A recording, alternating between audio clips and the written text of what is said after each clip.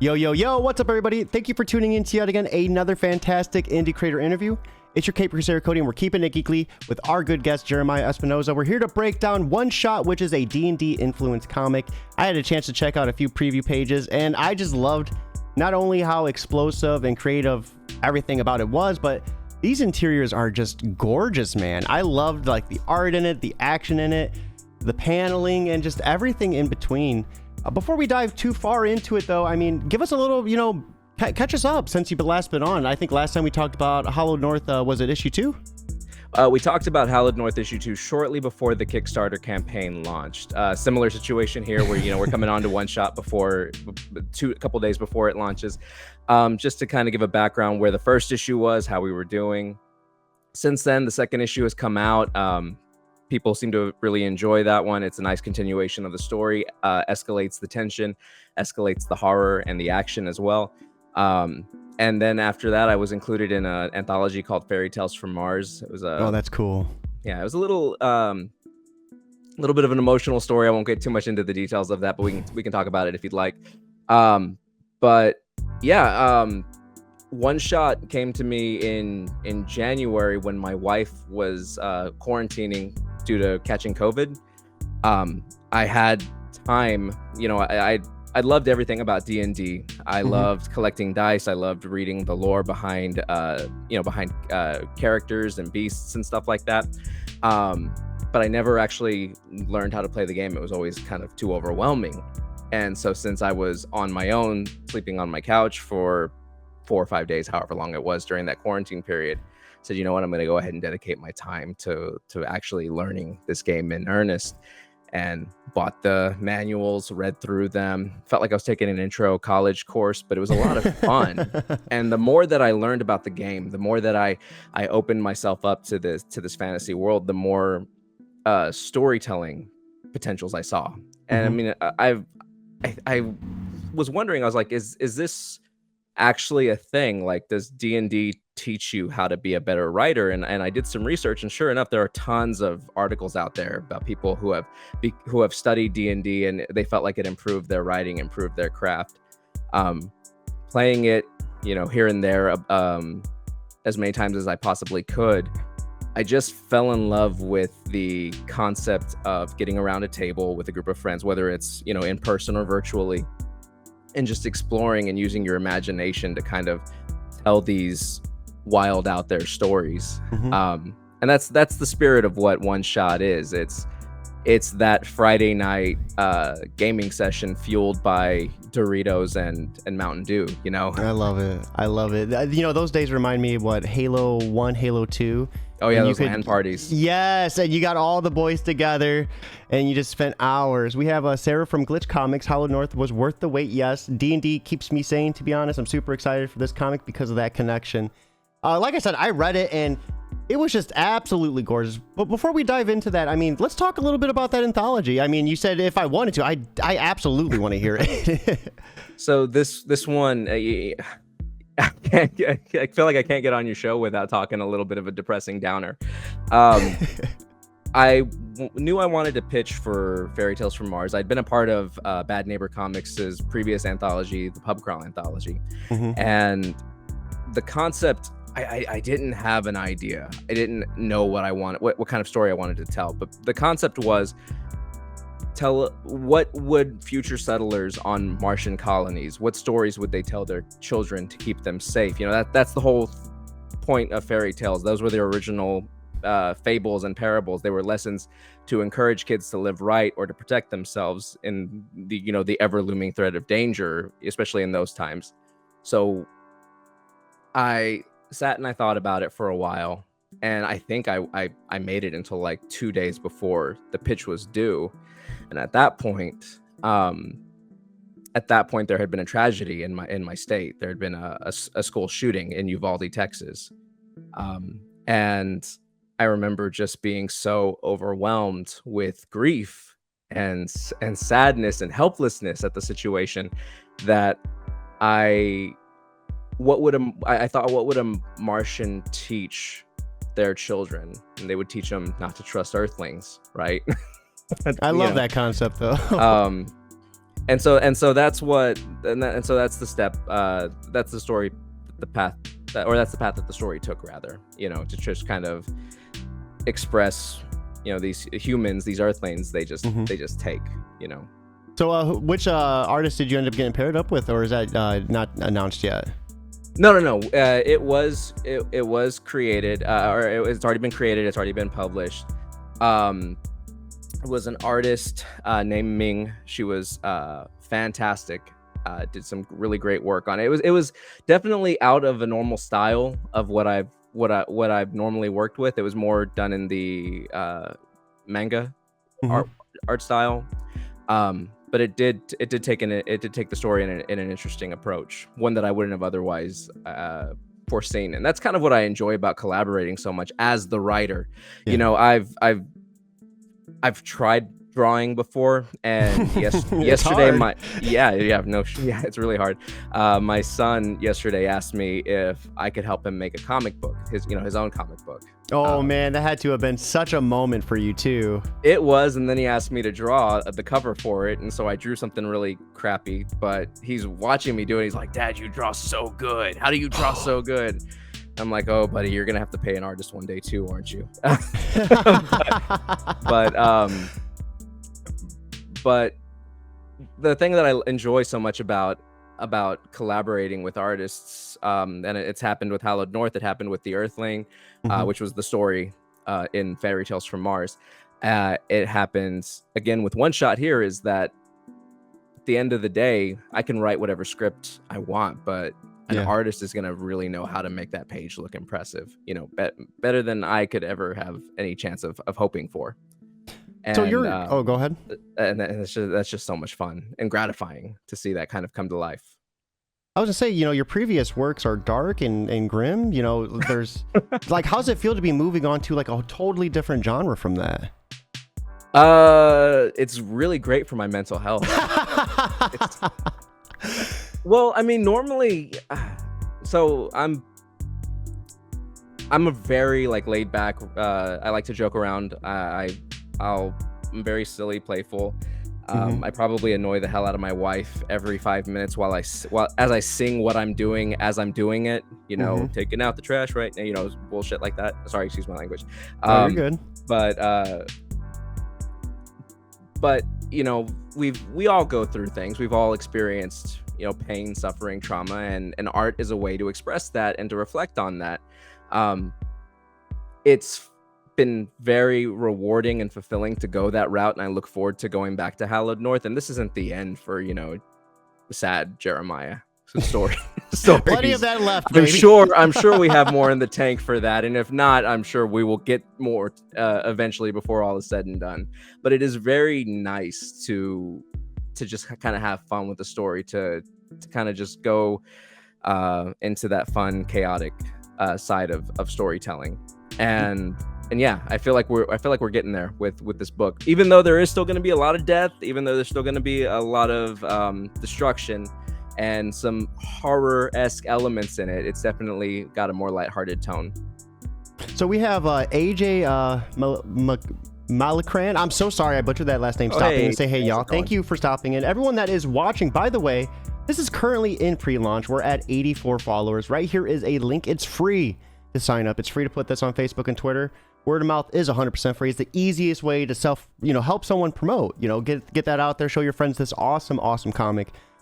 These pages are gorgeous. Let's talk about the creative team behind it. Like, these interiors were I loved the way like you would have like, it was almost like a backsplash with the panels on top.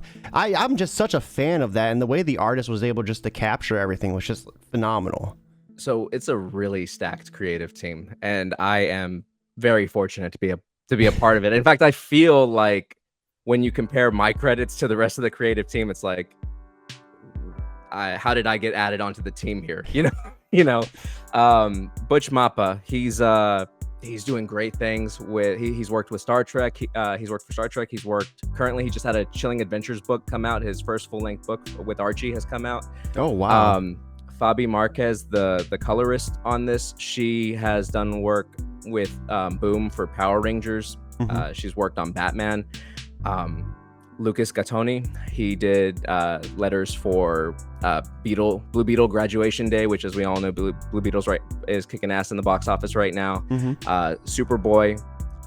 Yeah, it's a really great team. And then rounding it out, we also have Brittany Matter, who's been the editor, and she did amazingly. She took basically what was essentially a very bare bones premise. I mean, it had a plot, it had an A, B, C, D, but she fleshed it out, and she really gave a good solid story structure, and asked me questions that made me reflect on what I really want to accomplish with One Shot. Because yes, it's going to be a lot of fun, but it also, there's a purpose to every story, and that's the same here as well.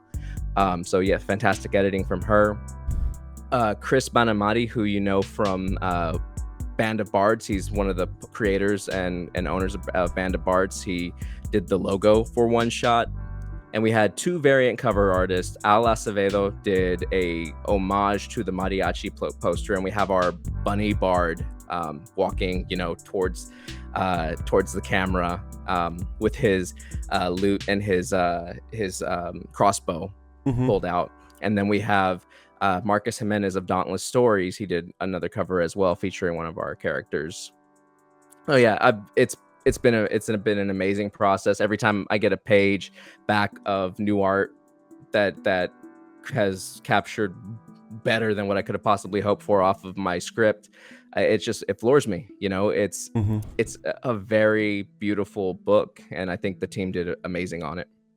We have Al saying Jeremiah does fantastic work. Benjamin saying love Butch Mappa's work, and then Sarah saying I love Al. How do you pronounce the last name again? Acevedo. Thank you, because I would have. Yeah, I would have struggled on that. I mean, I'm assuming that's the. I hope my Mexican cred hasn't failed me there. So I mean, on cover A, we have a really interesting cast. I mean, this is gorgeous. We have that bunny you were talking about. We have a very ominous, ferocious looking woman, a lizard guy, and then some sort of dwarf. Like, can you give us a little bit about this cast? Sure. So the cast is mixed with a few archetypal characters, as well as a few that play against what your perceptions of what an archetype would be in such a role. Echo is our bard. He is a rabbit folk, and he's very much of the if Bugs Bunny was a South Park character, you know. And then Isabella in the center, she's our ranger. She's definitely there to kick ass and keep people in line.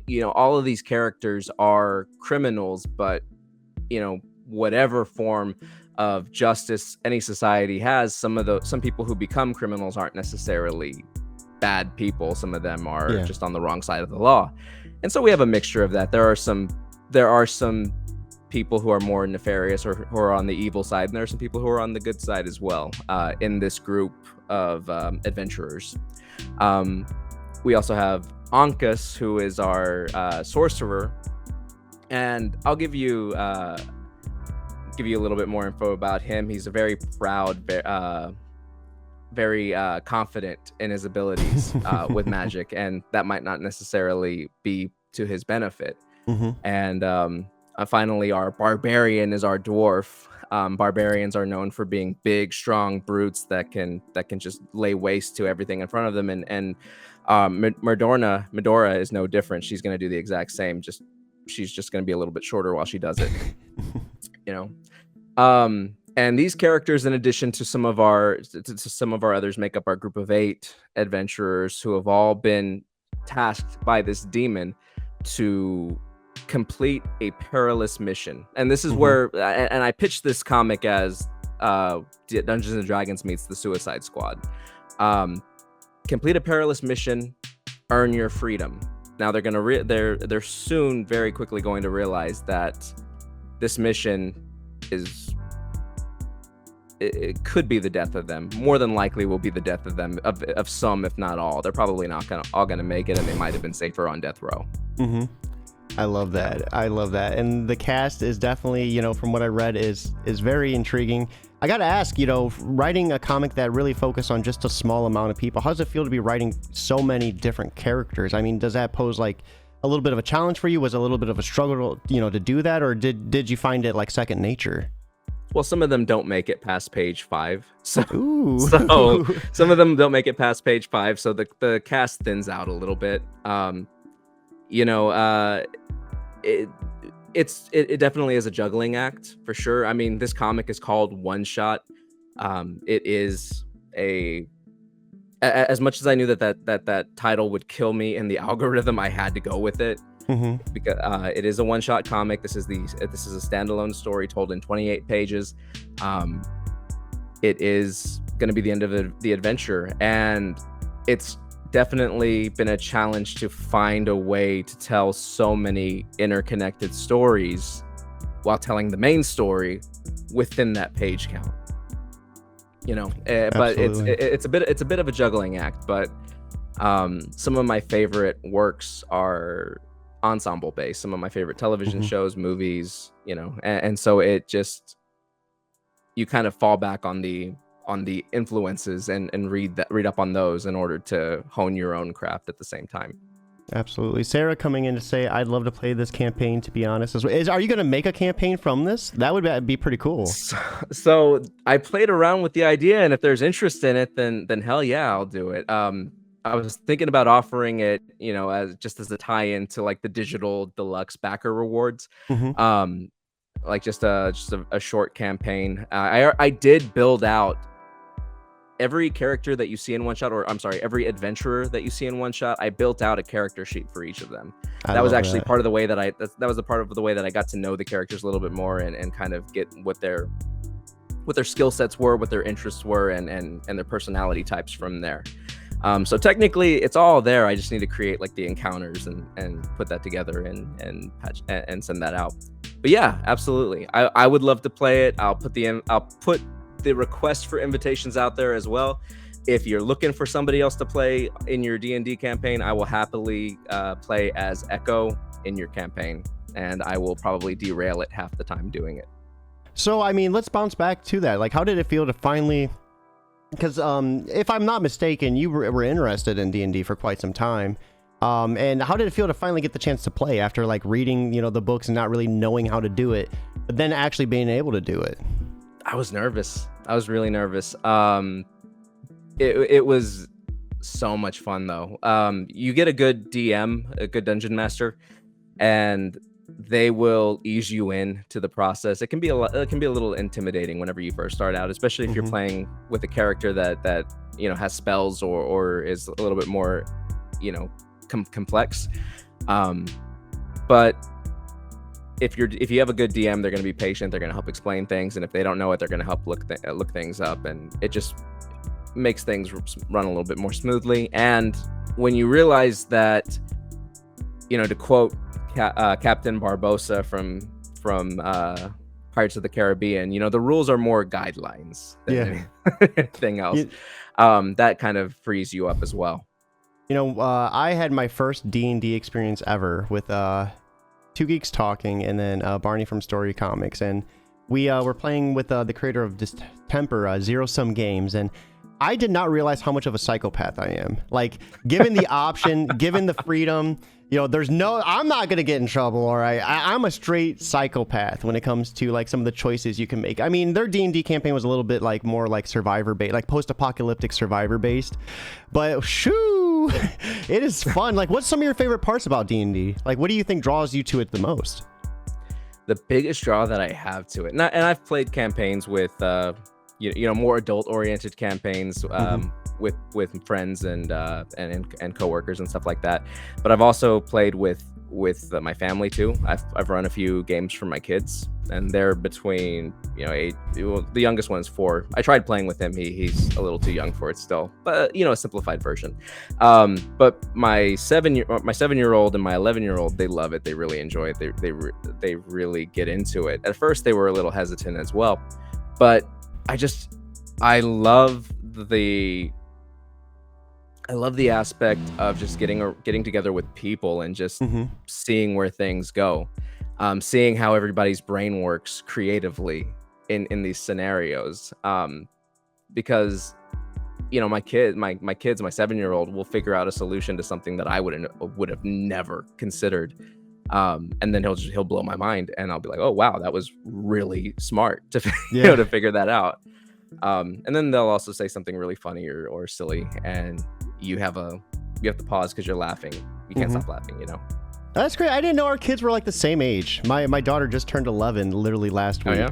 Yeah, that's what a crazy world, man. That's so awesome, guys. And speaking of that, my birthday is tomorrow. So if you want to wish me a happy birthday, happy early birthday, Cody. thank you. I want to be the first one to do it. You did. You got it. Sign up to this campaign, guys. It's free. Share it. That's free to do. Absolutely free way to wish me happy birthday. We have Sarah saying, have you been marketing this more as a tabletop RPG focused space? Or in those spaces, especially with the success of Baldur's Gate, this is perfect time to be releasing. Speaking of that, I was going to bring up Baldur's Gate. Backstage, we were talking about both wanting to play 3. But let's talk about 2. I mean, dude, 2 is amazing. Dude, it's been so long since I've played 2, but yeah. I've played Baldur's Gate 2. Played a little bit of the first one as well. But my experience with it was just, it left me wanting desperately to play, to play a new game in the series whenever that day might come. And yeah, Baldur's Gate 3, I'm very much looking forward to it. I don't know which platform I'm gonna go with it yet. I'm a filthy PC. I'm not PC gamer. I'm a filthy console gamer. I was say PS5. Yeah, I do have a PS5. I do have a PS5. Tell by the headset. Probably gonna get it on that, or I might get it for my Mac. I don't know. We'll see what happens. But I'm excited. I've been enviously staring at other people's characters that they've been creating. They are all so good looking too. It is ridiculous the custom like customization you can do with that. Like I'm seeing people with like they're all tattooed and stuff. I'm like, dude, like oh my god, this is getting really detailed. Yeah. Now, as far as that question, have I been marketing it more to the tabletop space? I have not, because it is, still a comic, but I've been putting it out there to kind of all platforms, because I do think that it would be of interest, maybe more so to a tabletop, to the tabletop crowd than necessarily just the comic crowd. But something tells me there's probably some intersection there, though. Yeah. So, I mean, while we still have some time left, let's talk Kickstarter. This is going live in, you said, a few days? It's Tuesday. It's going live Tuesday. So, I mean, any early bird specials, how much can we expect for the PDF and, the physical, anything that you can, announce, at this moment? Sure. Yeah. There is going to be early bird pricing on select tiers. We're going to have a digital option just for the bare bones comic by itself. It is a larger comic. So it is going to run closer to the $5 range for a digital PDF. Standard pricing $10 on a physical copy of the comic, but that's going to get you, a digital copy as well. That's going to get some added bonuses too. For digital, we've always found, and I say always, like I have super in-depth experience running Kickstarter campaigns. I've done 2 of them previously, but I found that people, especially people who are overseas or in other countries, they want to be able to back more, but they also don't necessarily want to pay those exorbitant shipping fees. So offering some sort of digital deluxe tier that includes some, wallpapers, script, concept art and progress art, like seeing the sketches and things like that to see the comic come to life. So we will have something like that available as well. And yeah, you were going to have variant covers that you can pick up, and the variant covers are exclusive to Kickstarter. So I'm ordering what y'all back, however many get ordered, that's how many we're printing. That's awesome. And once again, you said it was going to be 28 pages? Yes. That's so cool. So, I mean, real quick, while we have people watching, and, a couple of days before it goes live, why should people back this? If they have the choice to back any campaign, what makes One Shot the one they should choose? So One Shot is definitely for fans of tabletop games. It's for fans of high fantasy, action adventure. But at the end of the day, it's also for fans of underdog stories, because these characters are definitely going up against surreal odds that would otherwise be insurmountable. But like any good story of the human spirit or rabbit spirit or weird dragon looking character spirit, if you find the strength within yourself, you might surprise yourself what you can accomplish. I love that message. That seems familiar.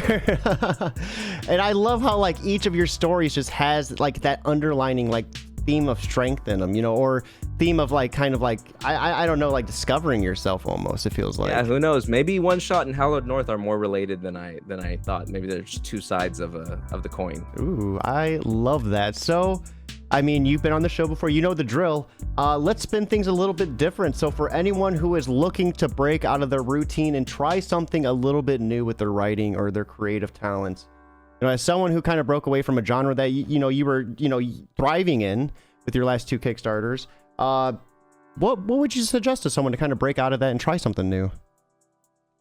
Oh, start small. Start small.